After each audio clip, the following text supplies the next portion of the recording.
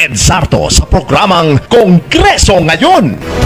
Welcome na po natin ang ating resource person sa morning na ito. If I'm not mistaken, dati po itong mayor. At kasalukuyan pong chairperson ng National Commission on Senior Citizen. Ang tinutukoy po natin ay walang iba kung hindi si Chairperson Attorney Franklin Quijano. Attorney Quijano, sir, good morning. Good morning, Sir Ed, at good morning sa lahat na tagapanood sa programa ng Kongreso Ngayon at your service. Thank you very much, sir, sa pagkakataon na kayo po'y naging bahagi o magiging bahagi ng ating talakayan sa umaga pong ito. How are you, sir?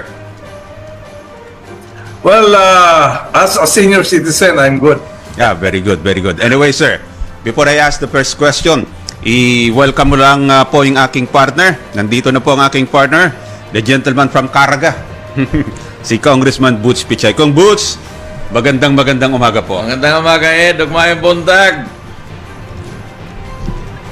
Maraming nga Senior buntag, Sir Citizen Butch. Quijano.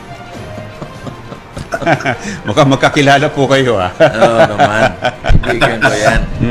Magaling yan. Naging mayor yan ng Iligan City. Iligan. Isang magaling na mayor yan.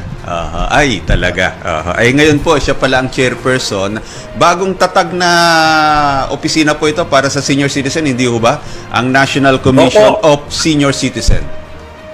Yeah, it was signed into law noong July 25, 2019 ang appointment ng mga commissioners nag-umpisa sa 2020. I see.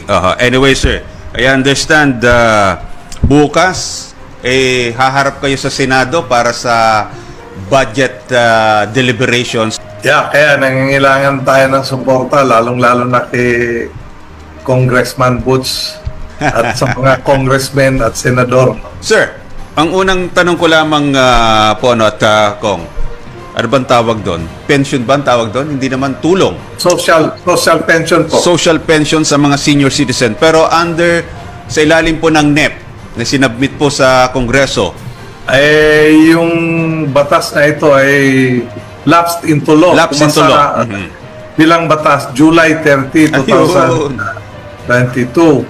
Kaya hindi po nasali ng BBM sa NEP. Ito yung mga one of the valid basis for an insertion, di ba? Kung Butch.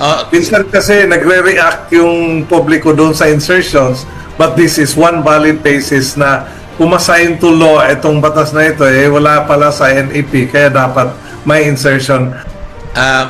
Matanong kita, magkano ba ang social pension ng ating mga senior citizen? Kung Butch, ang indigent senior citizen ay binibigyan ng 500 under Republic Act 9994, 500 pesos a month.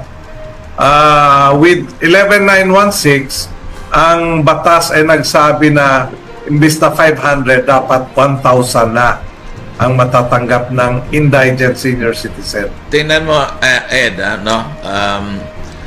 tingnan mo yung disparity. Yung mga recipient ng 4Ps, 4,000. Mas nangangailangan itong mga senior citizen because they cannot do anything anymore. Dapat siguro, bilisan na ng Kongreso yan para mai-insert, pero dapat hindi na gumawa ng batas. Kung hindi, sinama na yan doon sa budget na dapat hindi. Imagine mo 1,000. Anong magagawa ng 1,000 ngayon?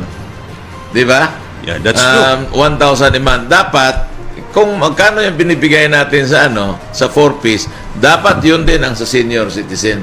Nako. Matutuwa si chairman yan. Sa totoo lang, because maging realidad lang tayo, sir. Senior citizen na ngayon, hindi na sila makapagtrabaho. Samantalang yung mga recipients ng 4Ps, pwede magtrabaho. Kaya lang, tinatamad na dahil may 4,000 a month na sila. Anong tingin mo dyan, Chairman? Well, I will just talk about the senior citizens, Kong Butch. Exactly what I'm saying here. Ang Ang ibig kong sabihin, kung ang Ipapantay. yes, yung mga pwede pang magtrabaho ay binibigyan ng 4,000, itong hindi na pwede magtrabaho, dapat malaki-laki siguro.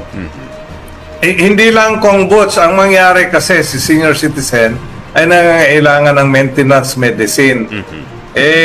Minsan lampas pa nga ng 4,000 ang pangangailangan. Kaya yung sinabi mo pong 4,000 ay talagang tama po yun. But then again, we are really looking at saan ba tayo kukuha nito? Dahil may mga lessons of the past doon sa pagbibigay sa mga senior citizens ng social pension. Yun ang irony ba? Ang nakakalungkot, sino ang nagpasa ng batas na yan? Kongreso, di ba? Kongreso. Opo. Ngayon, paghihingian mo na yung Kongreso na ipapatupad yung batas na ipinasa ng Kongreso, hindi na pwede. Di ba? Ayun Hindi ang naman. irony yan, Ed. Dahil naging batas ito, there's still a chance to be able to put some funds sa BICAM. Di ba? Probably in the Senate, you can also invoke that na meron ng batas.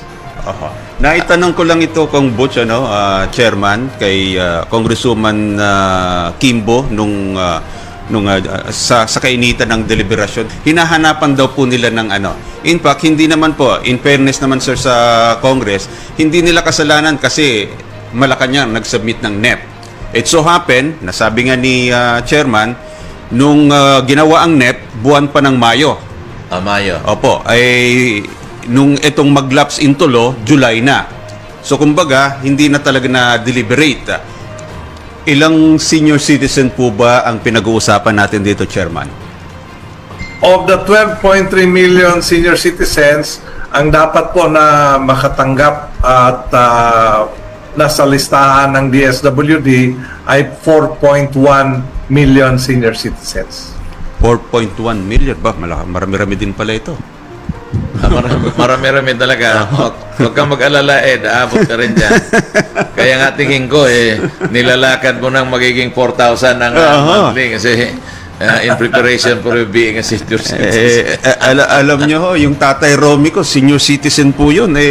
Ang tinatanggap lang nun, pension sa SSS. Walang nakukuhang social pension yun.